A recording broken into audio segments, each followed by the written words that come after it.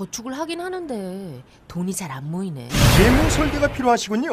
재무 설계? 그거 보험이나 펀드 상품 파는 거 아닌가요? 두 바보의 재무 설계는 다릅니다.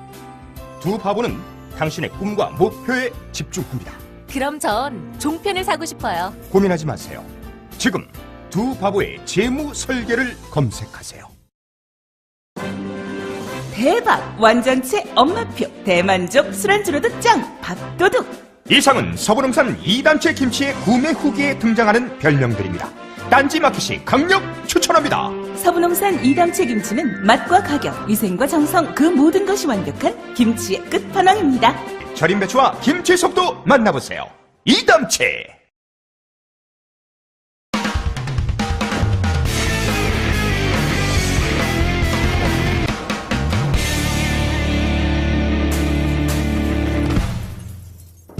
안녕하세요. 김원준의 파파이스 제 142회 시작하겠습니다.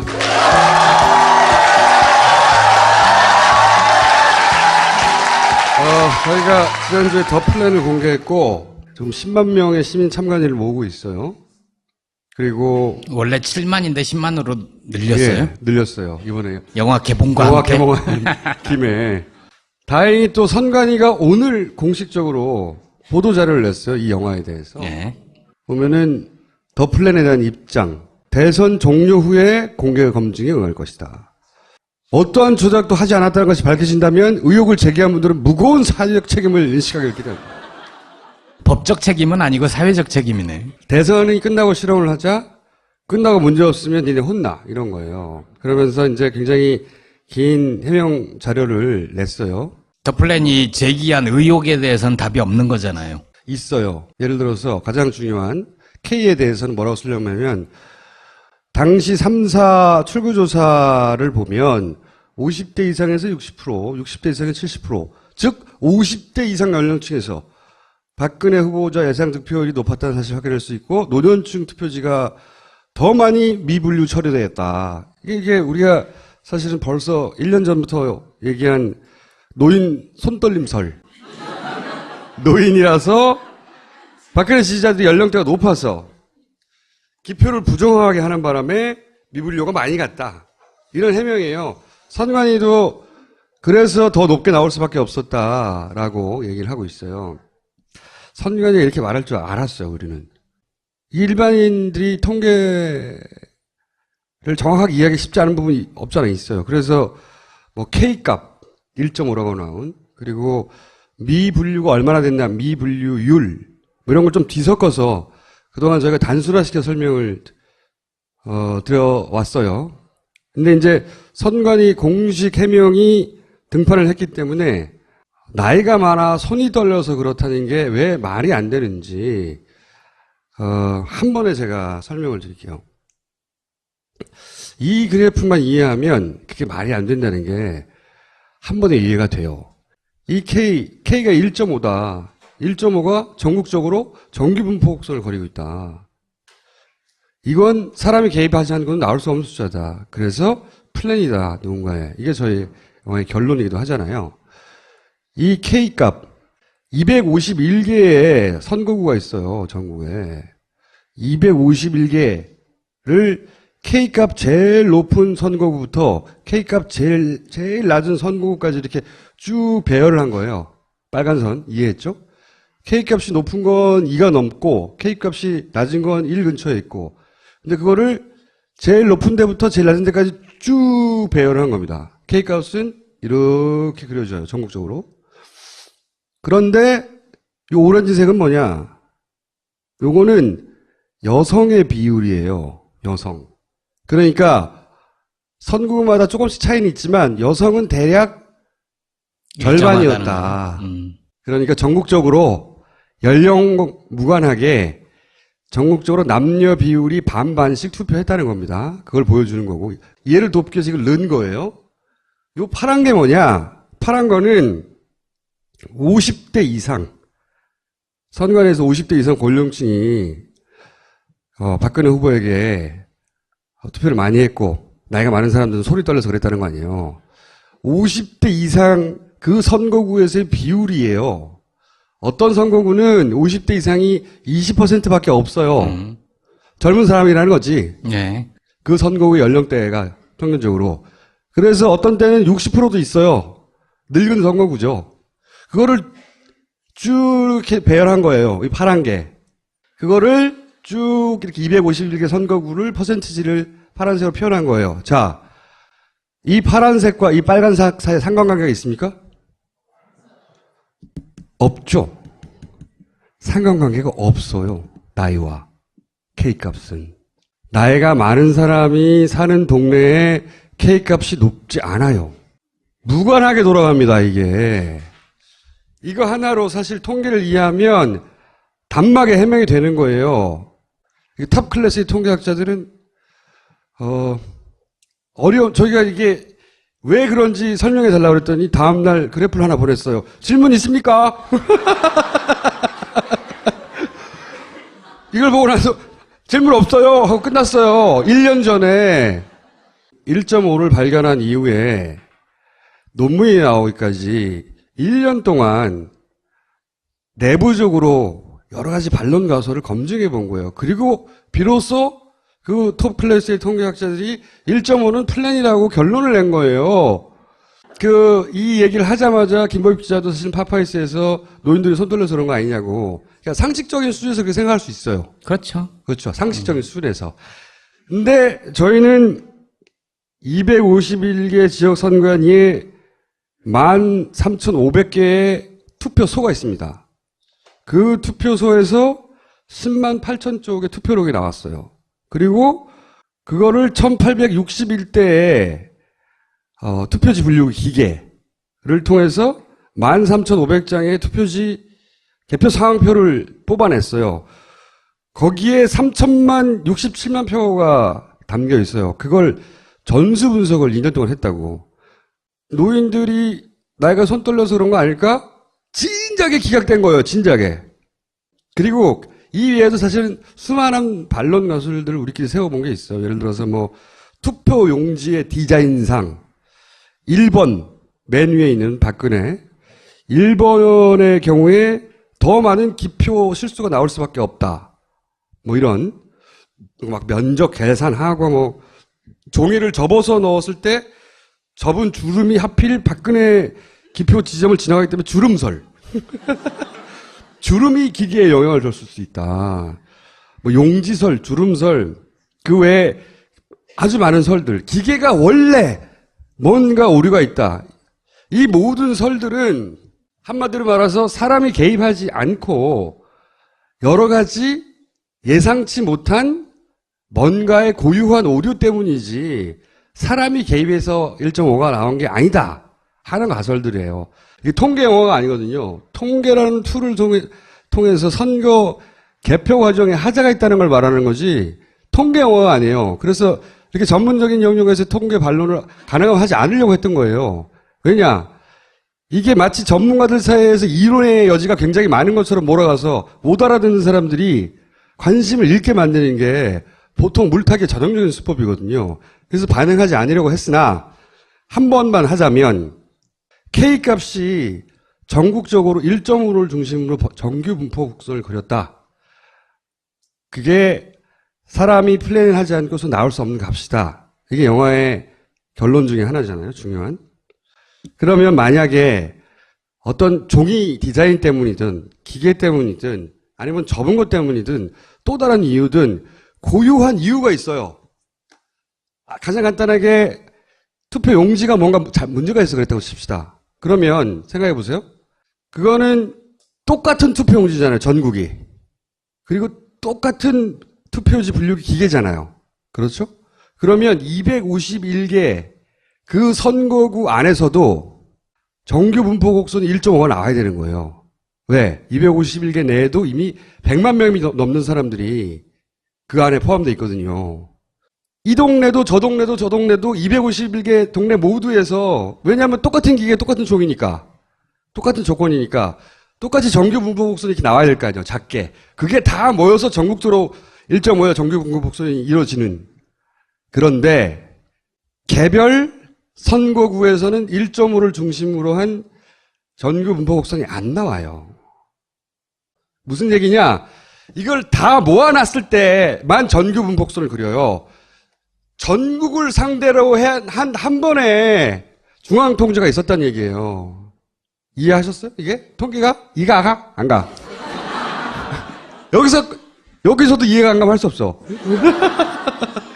개별 선거구별로 따지면 전교 분포선을 그리지 않아요, 절대.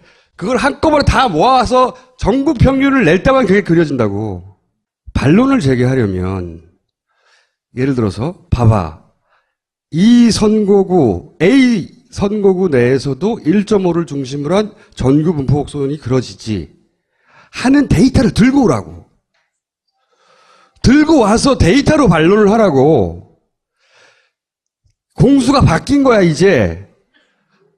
우리가 1년 동안 해봤더니 사람의 개입 없이는 안 된다고 여러 가지 모든 반론 가설을 기각하고 결론을 냈어요. 그리고 그 데이터를 다 가지고 있어요, 우리는. 그러니까 아니라고 반론할 거면 아닌 데이터를 갖고 그냥 아니었으면 좋겠다는 말을 하지 말고. 그거 말고 또 다른 반론이 있잖아요. 1.5로 수렴됐다. 미분류표는 3.3%다. 좋다. 그러면 그게 1로 수렴됐다고 치자. 미분류표의 표로 뒤집힌 게 두 후보 간의 표차를 뛰어넘을 정도로 컸냐? 아니 1.5가 정말 이긴 선거를 뒤집었는지 아니면 이긴 거를 더 확실하게 만들었는지 그거는 시나리오를 어떻게 짜냐에 따라서 얼마든지 여러 가지 가능해요.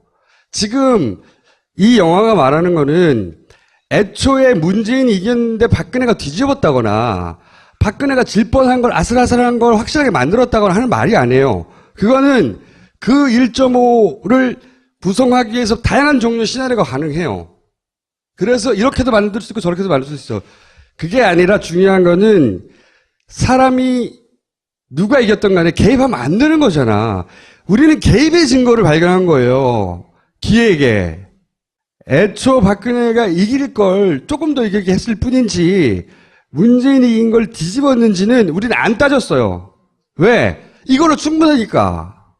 개표에는 사람이 어떤 방식으로든 개입하면 안 되는데 개입했다는 숫자를 발견했으니까. 그러면 이 1.5를 뒤집으면 되잖아. 그쵸? 그 정도의 충분한 데이터를 가지고 뒤집으면 되잖아. 뒤집어봐. 그러니까 지금부터 음모론은 데이터 없이 아니라고 말하는 사람이 음모론인 거예요. 그런 문제를 공식적으로 제기하고 싶으면 자기 주장을 백업하는 반론 데이터를 제시하면 되는 거예요. 이때까지 기다렸으나 한 번도 반론이 될 만한 데이터를 받은 적이 없어요, 저희는. 선관위에 요청하는 건 하나거든요. 테이블 순서를 좀 바꿔달라. 하자가 개표 과정에 있는 것 같다. 그거 하나예요. 선관위를 고발하는 게 아니에요. 근데 지금 대응으로 봐서는 잘못이 없을 경우 책임질 것? 이거잖아요. 우리는 이런 하자가 우리 수준에선 검증할 수 없어서 그런 우려가 있다면 테이블 순서를 바꾸는 것을 고려해 보겠음. 이게 상식적인 반응이라고 생각해요, 저는. 그런데 테이블 바꿀 생각이 없는 것 같으니 조만간 공식적으로 선관위에 질문을 던질 것이고 요청을 할 건데 그거하고 무관하게 지금 해야 할 거는 선관위가 지금의 태도로는 바꿀 것 같지 않으니까 두 가지예요. 하나는 시민의 눈에 빨리 동참해서 인해 전술로 감시하는 수밖에 없다. 과거와는 다르게 정확하게 뭘 봐야 될지 아니까 훨씬 더 밀도 있게 감시가 될 수 있다. 참관이. 그리고 또 하나는 목요일, 내일 이 방송에 올라간 이후겠죠. 목요일 드디어 개봉을 합니다. 영화관에 가! 플랜을 인터넷에서 보신 분들은 저희 파파이스 통해서 그럼 영화관에 한 번 더 가주세요. 그래서 사람들이 이 영화, 그러니까 소위 개표에 관해서 걱정한 사람이 많다는 걸 물리적으로 보여줄 필요도 있어요.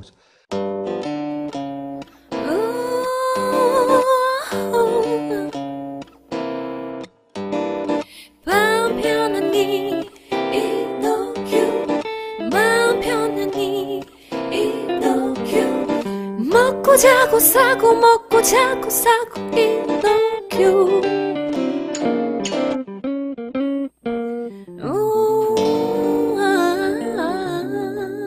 지금 딴지마켓에서 편안한 밤 이노큐를 만나보세요. 안녕하세요. 김원준의 파파이스 제 142회 시작하겠습니다.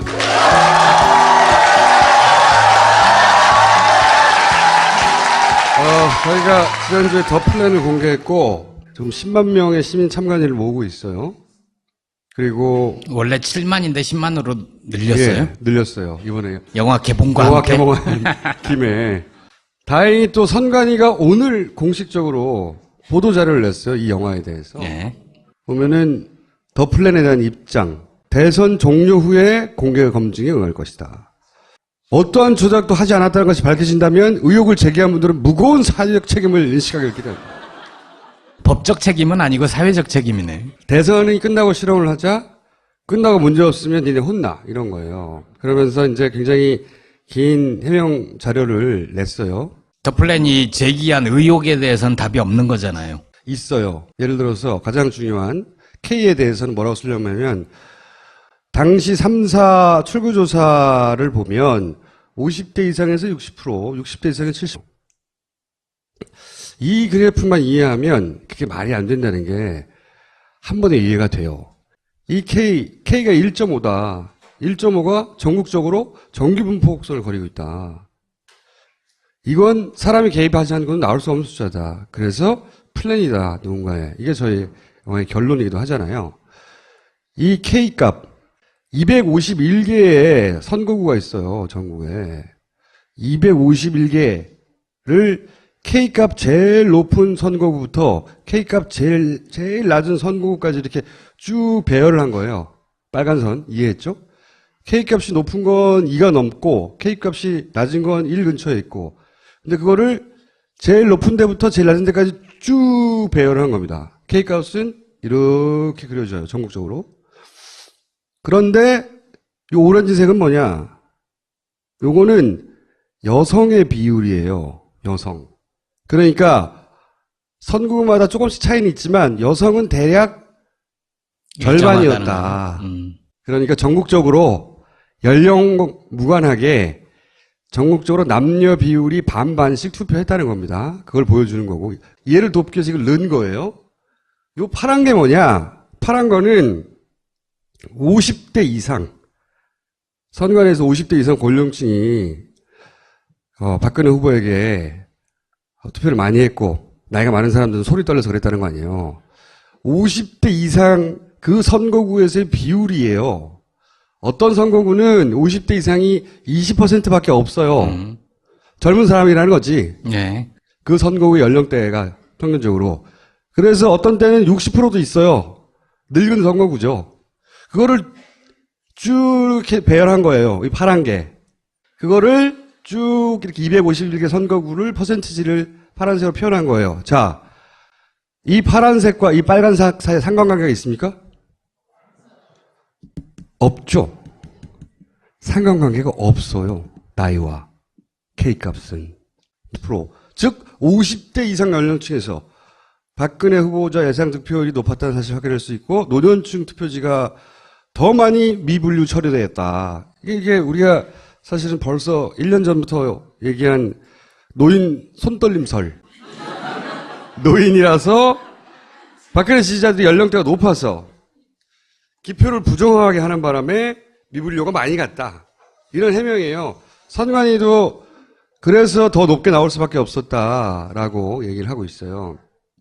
선관위가 이렇게 말할 줄 알았어요, 우리는. 일반인들이 통계를 정확하게 이해하기 쉽지 않은 부분이 없잖아요, 있어요. 그래서 뭐 K값 1.5라고 나온, 그리고 미분류가 얼마나 됐나, 미분류율, 뭐 이런 걸 좀 뒤섞어서 그동안 저희가 단순화시켜 설명을 드려왔어요. 근데 이제 선관위 공식 해명이 등판을 했기 때문에 나이가 많아 손이 떨려서 그렇다는 게 왜 말이 안 되는지 한 번에 제가 설명을 드릴게요.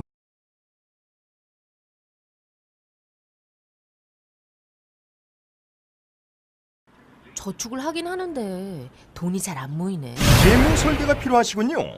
재무 설계? 그거 보험이나 펀드 상품 파는 거 아닌가요? 두 바보의 재무 설계는 다릅니다. 두 바보는 당신의 꿈과 목표에 집중합니다. 그럼 전 종편을 사고 싶어요. 고민하지 마세요. 지금 두 바보의 재무 설계를 검색하세요. 대박! 완전체 엄마표 대만족 술안주로도 짱! 밥도둑! 이상은 서부농산 2단체 김치의 구매 후기에 등장하는 별명들입니다. 딴지마켓이 강력 추천합니다. 서부농산 2담채 김치는 맛과 가격, 위생과 정성 그 모든 것이 완벽한 김치의 끝판왕입니다. 절임 배추와 김치 속도 만나보세요. 2담채.